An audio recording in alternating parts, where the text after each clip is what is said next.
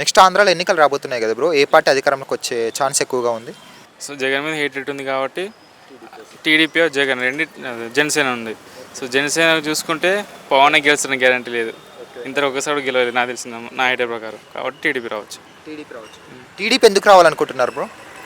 So అతనికి experience ఉంది. ఇప్పుడు తెలంగాణ ఉమ్మడి ఆంధ్రప్రదేశ్లో వర్క్ చేశాడు. సో అతనికి హ్యాడ్ ఎక్స్పీరియన్స్. సో అందుకని దానికోసం జగన్ కూడా కొన్ని మంచి పనులు చేశారంటున్నారు. అంటే ఎడ్యుకేషన్ పరంగా కానీ, అలాగే ఉచిత పథకాలు అయితే ఏమున్నాయో హామీలు ఇవన్నీ నెరవేర్చాను అంటున్నారు. దాని గురించి ఏమంటారు? ఉచిత పథకాలు విడిచిగా ఇస్తున్నాడు కాబట్టి రావద్దు అంటున్నాను నేను. అంటే పథకాలు ఇవన్నీ ఇవ్వకూడదు అంటారా? ఇవ్వాలి, కానీ ఉచితంగా ఎక్కువ మందికి ఇవ్వకూడదు. ఎవరికి రావాలో వాళ్ళకే రావాలి. ఎక్కువ ఉచితంగా ఇచ్చినా కూడా మనకి ఇబ్బంది అవుతుంది. అసలుకే ఆంధ్రప్రదేశ్ అప్పుల్లో ఉంది. మొత్తం పుణ్యానికి ఎంతకన్నా తెచ్చింది తప్పు. అప్పుల్లో ఉందని అంటున్నారు కాబట్టి మీరు ఇన్కేస్ టీడీపీ వచ్చినా కానీ డెవలప్మెంట్ జరుగుతుందా? ఐటీ పరిశ్రమలు వస్తాయా ఆంధ్రాకి? అలాగే పోలవరం ఫినిష్ చేస్తారా? అమరావతి డెవలప్మెంట్ జరుగుతుందా? అలాగే ఆంధ్రాలో రోడ్లు ఇవన్నీ డెవలప్ అవుతాయా చంద్రబాబు గారి హయాంలో? ఇవన్నీ 5 years అయితే అవ్వవు. ఇవన్నీ 5 yearsలో అయితే మొత్తం అవ్వవు. కాకపోతే స్టార్ట్ అవ్వచ్చు. ఇప్పుడు ఏదైనా స్టార్ట్ అయితే ఎండింగ్ అయ్యేది. సో స్టార్ట్ అయ్యే ఛాన్సెస్ ఉండొచ్చు. మరి జగన్ గారు ఈసారి వై నాట్ 175 అంటున్నారు కదా, దాని గురించి ఏమంటారు? నేనైతే మేబీ 170కి అతను కాన్సెస్ గెలుస్తున్న గ్యారెంటీ కూడా లేదు. ఎందుకంటే ఆ విధంగా హేటెడ్ ఉంది అతని మీద. కాకపోతే కొంతమంది డయాడ్ ఫ్యాన్స్ ఉంటారు కాబట్టి కొన్ని సీట్లు అయితే రావచ్చు. కొంతమంది బ్లైండ్గా ఉంటారు, వాడు మంచి చేసేలా చెడు చేసేలా చూడరు, బ్లైండ్గా ఉండిపోతారు. కాబట్టి సీట్లు అయితే రావచ్చు కొన్ని ఖచ్చితంగా. ఎన్నికలకు ముందు జగన్మోహన్ రెడ్డి గారు వాళ్ళ నాన్నగారికి మించి మంచి పనులు చేస్తా అన్నారు. దాంతో పోలిస్తే ఎలా చేశారు? ఎంతవరకు చేశారు రాజశేఖర రెడ్డి గారితో పోలిస్తే? మంచి చేయడం కాదు, అది ఎంతవరకు జనాలకు నచ్చిందేమో ముఖ్యం. సో జనాలకి నచ్చితే ఈ విధంగా ఉండేది కాదు. 175 వచ్చేది. సో అతనంత కాకపోయినా చేసి ఒక 2 మంచి పనులైనా జనాలు తీసుకుంటే ఈజీగా వచ్చారు కదా.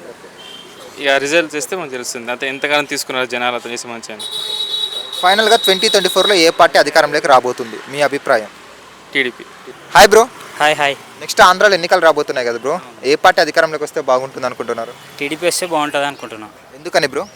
ఎందుకంటే ఇప్పుడు ఫర్ ఎగ్జాంపుల్ ఇక్కడ కేటీఆర్ ఉండే ఐటీ, బట్ ఇప్పుడు కేటీఆర్ది లేదు రూలింగ్.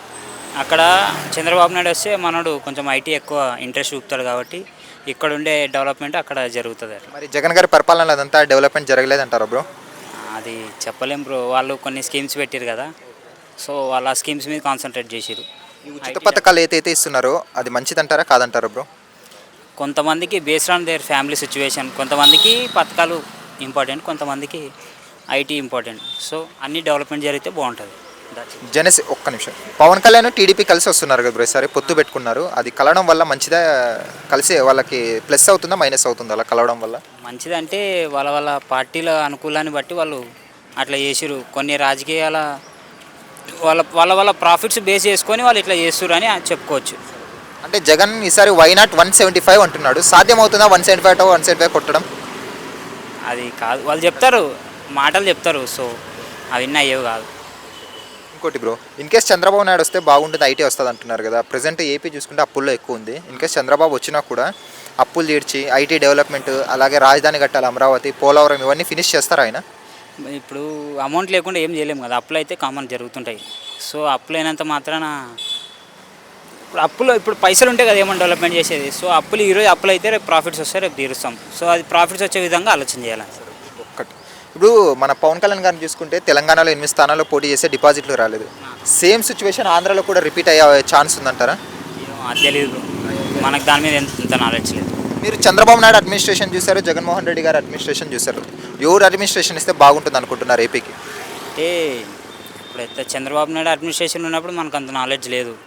లాస్ట్ టైం ఒక్కసారి ఓటేసిన. సో ఇప్పుడు జగన్ కంపేర్ చేసుకుంటే టీడీపీ బెటర్ అని నాకు అనిపిస్తుంది.